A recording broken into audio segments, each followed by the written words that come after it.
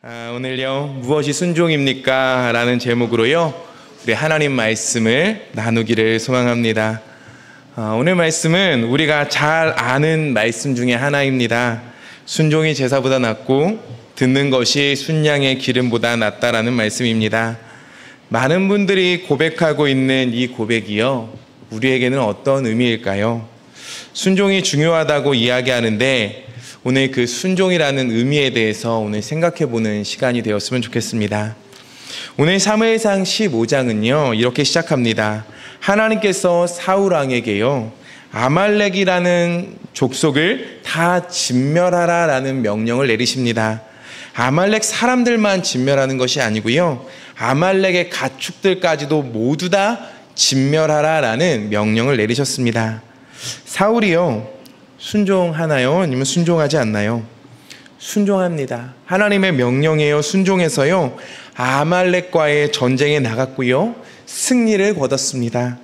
그러나 반쪽짜리 순종이었습니다. 하나님께서 사람과 가축을 모두 진멸하라고 하셨는데요 아말렉의 왕이었던 아각 왕을 살려 돌아왔습니다. 그리고 건강한 짐승들도요 골라서 살려가지고 돌아왔습니다. 이 순종 어떻게 생각이 드십니까? 하나님께서 이 순종을 보시면서 어떻게 반응하셨을까요? 오늘 11절을 보면요 이렇게 말합니다. 내가 사울을 왕으로 세운 것을 후회하노니 라고요. 후회하노니라는 이 표현이요 이해가 되지 않는 지점이 있습니다. 왜냐하면 하나님은 모든 것을 알고 계시잖아요. 하나님은 전지전능하신 분이십니다. 그런 하나님께 후회라는 단어는 어울리지 않는 단어입니다. 하나님께서 예상하지 못한 일을 당하실 수 있습니까? 하나님께서 모르시는 것이 있습니까? 오늘 후회하다라는 의미를 살펴봐야 되는데요 이 하나님께서 주어가 되셔서 후회하신다라는 표현이요 성경에 2번 등장합니다. 언제냐면요 창세기 6장 노아의 홍수 이전에요 하나님께서 그 죄악이 가득한 인간들을 바라보시며 내가 인간을 지은 것을 후회한다라고 하셨고요. 그리고 오늘 여기서 사울을 왕으로 세운 것을 후회한다라고 하세요. 이 말은 무엇입니까? 자기 뜻대로 돌이키지 않고 행동하는 것에 대해서 진심으로 슬퍼하고 계시다라는 표현입니다. 내가 왕으로 세운 사울이 불순종하는 이 모습이 너무 마음이 아프다라고 하시는 거예요. 하나님께서 아말렉을 왜 진멸하라고 하셨습니까? 심판하시는 이유는요 그들이 하나님을 두려워하지 않았거든요. 그런데 여기에 아말렉을 진멸하는 데 쓰임받는 사울이요 역시나 하나님을 두려워하지 않으니 하나님께서 슬퍼하시는 것입니다. 오늘 11절 후반부를 보면요 사무엘이 근심하여 온 밤을 여호와께 부르짖으니라 라고 합니다. 하나님께서 슬퍼하시니까 하나님의 선지자였던 사무엘도 슬픕니다. 같이 애통해하면서요 눈물 흘리며 기도하고 있습니다. 그런데요 신난 사람이 한 명 있습니다. 하나님도 슬프고 사무엘도 슬퍼하는데 사울은 신이 났어요. 전쟁에서 이기고요 그 승리에 도취되어서요 자기를 위해서 기념비를 쌓았노라 라고 말합니다.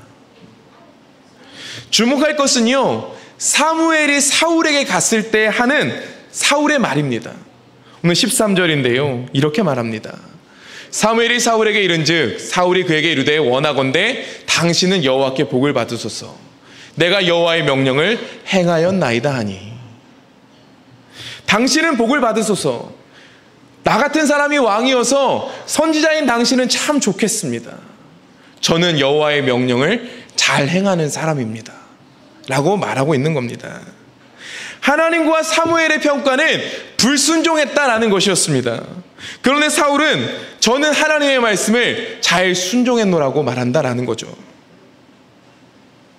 지금 오늘 본문을 보면요 살려둔 소와 양의 울음소리가 들리고 있다라고 말해요. 그런데 저는 하나님께 순종했습니다라고 말한다라는 거예요. 사울이요 뻔뻔해 보이지 않으십니까? 그런데요 사울이요 하는 말이요 굉장히 논리적입니다. 들어보세요. 이 사울이 하는 이야기는요 이런 말이에요. 아말렉에서 이 동물들을 가져온 이유는 하나님께 제사를 드리기 위함이다라는 거예요. 이 제사를 드리면 이 희생 제물이 남습니다. 그럼 이 희생 제물을요, 같이 제사 드린 사람이 먹거든요. 그 같이 전쟁에 나왔던 사람들이요, 그 하나님께 제사를 드리고 남겨둔 제물들을 같이 먹으면 하나님께 감사도 하고 하나님께 영광도 올려드리고 좋은 것 아니냐라는 거예요. 어차피 죽일 것이라면 하나님께 가져와서 드리는 것이 더 좋지 않겠냐라는 거예요. 어떻게 생각이 드십니까? 오늘 사울과 사무엘이요, 대화의 핵심이 뭐냐면요, 반쪽짜리 순종에 대한 입장이 다릅니다. 사울은 반쪽짜리 순종도 순종이니 나의 가치를 인정해 주십시오라고 하는 것이고요, 사무엘은 반쪽짜리 순종은 불순종이다라고 하는 거예요. 사울은요, 끝까지 자신이 불순종했다는 것에요, 동의하지 못했습니다. 우리도요, 사울이 동의가 될 수 있을 것 같습니다. 100% 순종 어렵잖아요. 하나님, 직장 생활이 얼마나 힘든지 아세요? 하나님, 학교 생활이 얼마나 힘든지 아세요? 하나님, 제가 순종하는 것이 어렵습니다 라고 하면서요, 순종하지 못할 논리적인 이유가 우리에게 참 많이 있어요. 제가요, 여기서 한번 질문하고 싶습니다. 50%의 순종은 순종입니까? 순종이 아닙니까? 그렇다면 60%는요? 아니 90%? 99.9%는 순종입니까? 순종이 아닙니까? 우리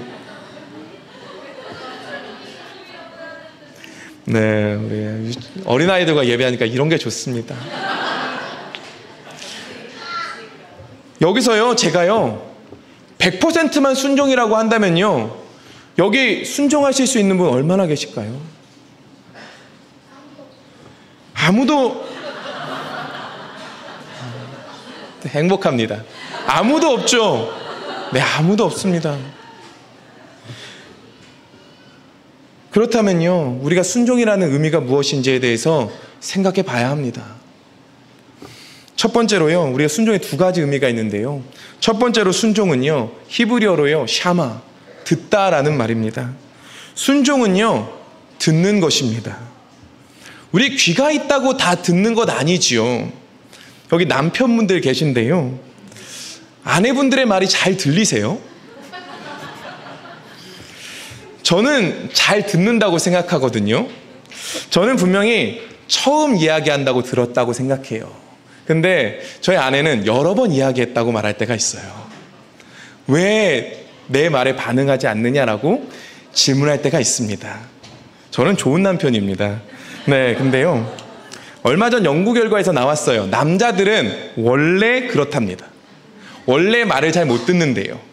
네, 웃으면서 하는 이야기인데요, 말의 뜻이요, 귀가 있다고 다 듣는 건 아니에요. 듣는다는 말에는요, 우리 영어로도요, 히어링과 리스닝 두 가지 뜻이 있어요. 히어링은 무엇입니까? 소리가 귀에 들리는 것 자체예요. 수동적 듣기입니다. 그러나 리스닝은요, 소리를 의도적으로 듣고 이해하려고 하는 행위입니다. 이것은 능동적이에요. 예배하면서도요, 마찬가지입니다. 우리가 말씀을 듣고 예배를 드리면서요, 말씀을 들으면서요, 히어링 할 수 있고요, 리스닝 할 수 있습니다. 그냥 흘려보내는 거예요. 또 반대로요, 말씀을 따라 살려고 결단하고요, 어떤 말씀을 주실까 사모하면서요, 생각하면서 들을 수 있습니다. 순종의 핵심은요, 마음으로 듣는 겁니다. 불순종은요, 우리가 생각할 때요, 뭔가 반역하는 것 같고 나쁜 짓을 하는 것 같고 우리가 그런 것이 불순종처럼 느껴지는데요, 성경에서 말하는 불순종은요, 그런 반대로의 헬라어로요, 파라코에, 옆으로 흘려듣다라는 겁니다. 불순종은 무엇입니까? 하나님께서요, 지금도요, 우리에게 끊임없이 말씀하시거든요. 우리와 인격적인 교제를 누리기 위해서요, 하나님께서 우리에게 삶 가운데 계속해서 말씀하세요. 그 말씀을요, 마음으로 받는 게 순종입니다. 그것을 흘려듣는 것이 불순종입니다. 여기서 한 가지 더 생각할 것이 있는데요, 듣는다라는 것은요, 관계가 있다라는 거예요. 관계가 없는데 들을 필요는 없지요. 우리가 자녀들을 보면서요, 순종하기를 바랍니다. 무언가를요, 명령하잖아요, 자녀들한테요. 이거 해라고 하면서요, 숫자를 셉니다. 숫자를 5살 때 동안 하자. 하나, 둘 세는데요. 이 마지막 숫자를 우리는 잘 외치지 않아요. 왜냐하면요, 이 숫자를 세고 자녀들에게 명령하는 이유는요, 윽박 지르고 그 말을 안 들었을 때 때리려는 데 목적이 있는 게 아니기 때문이죠. 이 말을 들으면서 우리가 이 아이가 나를 부모로 생각하고 있구나, 그러고 하면서 기쁨을 누리는 거예요. 하나님은요, 우리에게 말씀하시고요, 우리가 들을 때요, 기쁨을 누리십니다. 하나님께서 우리에게 순종하기를 원한다. 그리고 우리가 그렇게 순종할 때요, 너가 나와 관계가 있구나라고 생각해 주신다라는 것이죠. 그리고 두 번째로요, 순종한다라는 단어예요. 헬라어로요, 페이샤르케오, 설득되어 마음의 주인이 된다라는 뜻이 있습니다. 사도행전에 나오는데요, 주님께 설득되어져서 주님이 내 마음의 주인이 된 상태, 그것을 순종이라고 한다라는 거예요. 제가 설득되어졌다라고 이야기했는데요, 은혜는요, 우리에게 임합니다. 그리고요, 은혜는요, 우리를 설득합니다. 하나님이요, 우리에게 임하셔서요, 우리에게 말씀하시는데요, 주님께 돌아가도록 말씀하시고 설득하신다라는 거예요. 우리는요, 그 은혜를 받았다면요, 반응하기 시작합니다. 그리고 주님께 돌아가기 시작하죠. 주님을 바라보기 시작하고요, 붙잡지 않았던 주님을 붙잡기 시작합니다. 은혜가 임하면요, 설득하는 성질이 있어요. 그래서요, 은혜에 설득되어지면요, 우리에게 공급이 임하고요, 감사와 기쁨이 가득해집니다. 순종은요, 그렇기에 행동이라고 보기보다는요, 마음의 상태에 더 가깝습니다. 은혜를 입어서요, 주님이 주인 된 상태, 그것이 순종입니다. 하나님의 말씀을 듣고 있는 상태, 그것이 순종입니다. 오늘 사울이요, 왜 불순종했습니까? 사울의 문제는 무엇이었습니까? 사울은요, 거의 순종한 줄 알았어요. 주님이 말씀하신 것 다 죽였는데 딱 제가 제사 드릴 만한 양과 소를 남긴 겁니다. 하나님이요, 지금요, 왕을 살려두었다, 재물을 남겨두었다라고 지적하고 계신 것 아닙니다. 하나님이요, 그것을 남겼기 때문에 내가 너 때문에 마음이 슬프다, 후회한다라고 말씀하시는 것 아니에요. 무엇입니까? 지금 너 마음에 누가 있냐라는 거예요. 너 지금 무엇에 설득되어 있냐라는 거예요. 너에게 지금 은혜가 없다. 너에게 지금 주님이 주인이 아니다. 너가 나와 관계가 없다라고 말씀하시는 거예요. 사울은요, 은혜가 없었어요. 그러니까요, 설득하는 주체가 없었어요. 그래서 무엇합니까? 아까도 이야기했는데 12절입니다. 12절에 이렇게 말해요. 사울이 갈멜에 이르러 자기를 위하여 기념비를 세우고 발길을 돌려 길갈로 내려갔다 하는지라. 앞에서 말했듯이요, 사울은요, 하나님과 사울이요, 불순종에 가슴 아파하고 있을 때요, 자기를 위해서 기념비를 세웠습니다. 전쟁에서 이기게 하셨는데요, 이긴 건 사울이 한 겁니까? 하나님께서 이기게 하신 것입니까? 하나님께서 이기게 하신 거예요. 나를 위해서 기념비를 세울 필요가 전혀 없어요. 근데 그의 중심에 하나님이 없는 거예요. 은혜가 없고 주님이 없어요. 중심이 나라는 사람으로 가득 차 있어요. 내 생각, 내 감정이 중심이에요. 전쟁은요, 내가 싸우는 것 같지만 하나님이 싸워서 이기게 하시는 것 아닙니까? 우리가 이런 고백하잖아요. 내가 하려고 했는데 안 되어서 내려놓았더니 그때부터 하나님이 일하셔서 되었노라고, 우리가 이런 고백들을 하지 않습니까? 근데 사울이요, 이어서 고백하기를요, 30절입니다. 세번역 성경인데요, 이렇게 말해요. 사울이 간청하였다. 내가 죄를 지었습니다. 그러나 나의 백성 이스라엘과 백성의 장로들 앞에서 제발 나의 체면을 세워주시기 바랍니다. 무엇하고 있습니까? 주님, 잘못했습니다. 잘못은 했는데요, 제가 왕인데 백성들 앞에서 제 체면 좀 세워주십시오. 지금 하나님께서는요, 너 안에 중심이 없어서 가슴 아파하고 있는데 하나님의 마음은 전혀 상관이 없습니다. 자신의 체면, 자신의 생각, 그거에만 온통 관심이 있다라는 것이죠. 주님이 주인 되시는 것이 순종인데요, 사울은 이것이 없었습니다. 그래서 어떻게 합니까? 하나님이 명령하신 대로 사는 게 아니에요. 자신의 방법대로 사는 겁니다. 하나님을 믿는 것도요, 자기가 만든 대로, 자기가 이해한 대로 하나님을 믿는 거예요. 사실 이건 불순종이거든요. 하나님의 말씀을 평가하고, 취할 것은 취하고 취하지 않을 것은 취하지 않는 것, 이미 하나님의 말씀을 평가하는 위치에 자신이 서 있는 겁니다. 이거 이렇게 제사하면 되잖아. 자기가 이미 판단했어요. 하나님의 말씀은 그것이 아니었는데요. 이미 자신이 왕이 되어버린 겁니다. 우리가요, 교회를 오래 다니면 오래 다닐수록요, 시간이 갈수록 우리의 방법대로 우리의 신앙생활을 하는 것 같습니다. 하나님이 하시는 말씀을요, 잘 듣지 못합니다. 내가 듣고 싶은 것만 들어요. 사울은요, 끝까지 불순종했다는 것에 동의하지 못했습니다. 사무엘이요, 지적하는 것은요, 자신이 왕이 되어서 신앙생활을 하고 있는 사람입니다. 이 정도면 됐잖아. 이렇게 하면 되잖아. 이 정도면 됐지 라고 생각하는 사람이 사울이었습니다. 근데 그때 주님이 말씀하시는 거예요. 너 안에 주님이 없다. 너 지금 불순종했다. 너 지금 흘려들었다 라고 말씀하시는 거예요. 순종하지 못했을 때요, 사울의 모든 삶이요, 다 흔들려 버렸습니다. 지난달에요, 유래성 목사님이 목사 안수를 받고 오셨죠. 매년 누군가가 이제 목사 안수를 받을 때마다요, 제가 목사 안수를 받을 때가 생각이 납니다.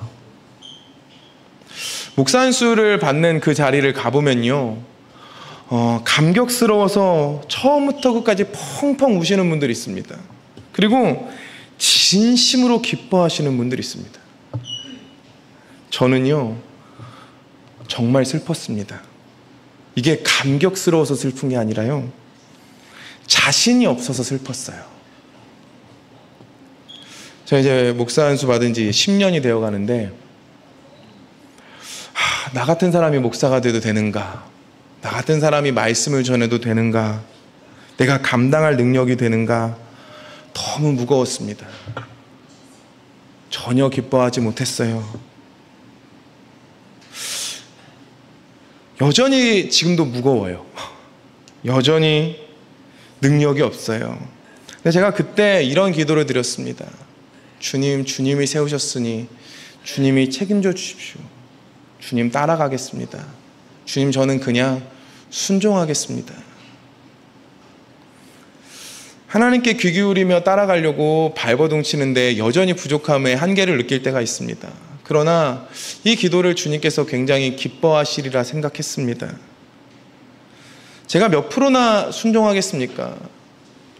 100% 순종하는 그 자리까지 가려면 저도 아직 멀었습니다.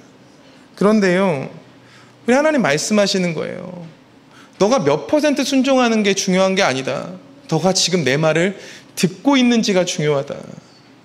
너가 지금 듣고 나에게 반응하고 있구나. 너가 흘려듣지 않고 있구나. 너가 그래도 살려고 노력하는구나. 그 모습을 하나님께서 기뻐하신다라는 거예요. 내가 생각하고 내가 판단한 대로 하나님을 만들고 하나님을 믿고 내 방식대로 하는 그게 아니라, 하나님 제가 어떻게 할까요? 하나님 말씀해 주세요. 하나님 제가 듣기 원합니다.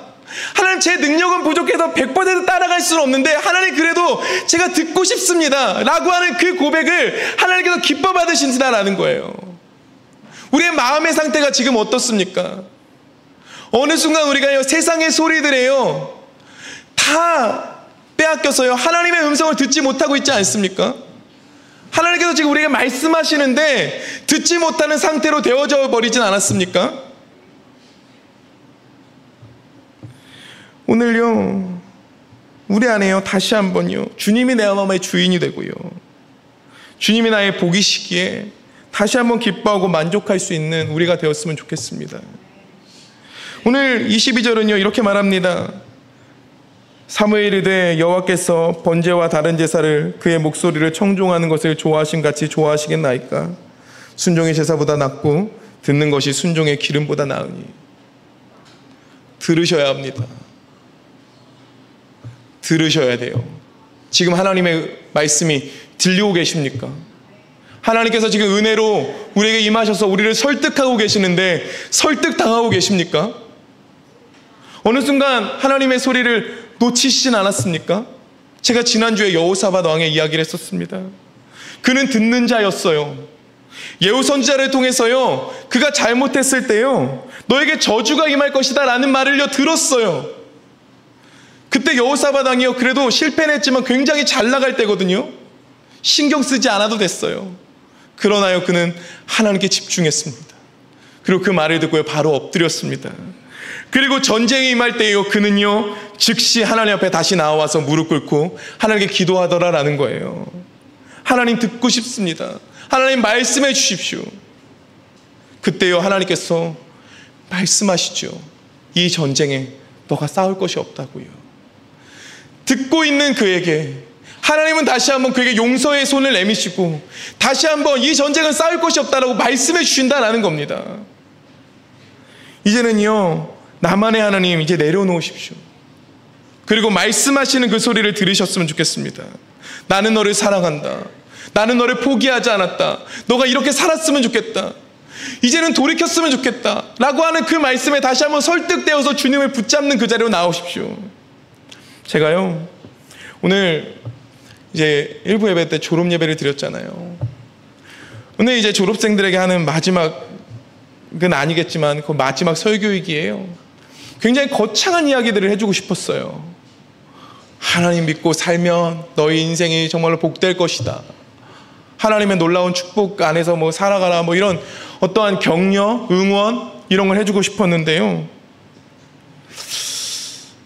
이 말씀을 하게 된 이유는 우리 아이들이 이제 살아가면서 흔들릴 때도 있을 것이고 또 넘어질 때도 있을 수 있잖아요. 근데 그것이 복이 아니고, 어떤 상황이 복이 아니고 하나님께서 함께 하시는 것이 복이다라는 것을 이야기해 주고 싶었어요. 너의 인생 가운데 오늘 말씀처럼 하나님과의 아름다운 관계가 되고 세상의 소리들을 아니라 하나님의 말씀에 귀 기울일 수 있다면 너희들의 인생이 진짜 복될 것이다 라는 말씀을 해주고 싶었거든요. 오늘도 동일합니다. 성도님들에게도 제가 들려드리고 싶은 말입니다. 우리가요, 행복감은 느낄 수 있지만 진짜 행복은 하나님께 있습니다. 우리가 다른 것을 통해서 뭔가 회사에서 승진도 하고 사업을 하는데 대박도 나고 자녀들이 좋은 대학을 가고 이것으로요, 우리가 행복감은 누릴 수 있을지 모릅니다. 그런데요, 인간은요 행복할 수 없는 존재입니다. 왜냐하면요, 죄인이기 때문에 그렇습니다. 근데 이것이 어떻게 진짜 행복을 누릴 수 있냐면요, 하나님의 그 은혜 안에서 우리가 자녀되어질 때, 하나님 안에서 우리가 회복되어질 때 진짜 행복을 누릴 수 있거든요. 우리가 삶의 고민도 있고 행복감을 누릴 수 없는 어려움 속에서 살 수도 있습니다. 근데 우리가 하나님 앞에 행복하다고 고백하시는 분들이 있는 이유는요, 그들에게 있어서 하나님께서 아버지가 되셨고 그분이 목자가 되셔서 우리의 삶을 다스리시기에, 그분이 우리의 기쁨과 복의 원천이시기에 복을 누리면서 살아가는 것이 행복이기 때문에 그렇습니다. 이것을 붙잡고 살아가는 것을요, 하나님께서 우리에게 순종하고 있구나라고 말씀하신다라는 거죠. 어떠십니까? 순종하고 계십니까? 지금 나는 순종하는 상태에 있습니까?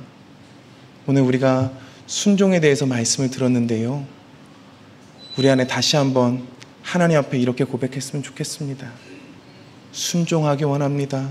하나님 듣고 싶습니다. 하나님 내 안에 은혜로 다시 한번 저희를 설득시켜 주십시오. 하나님 그렇게 설득되어져서 아름답게 돌아오셔서 하나님의 기쁨이 되어지는 우리 성도님들 되어지기를 간절히 소망합니다.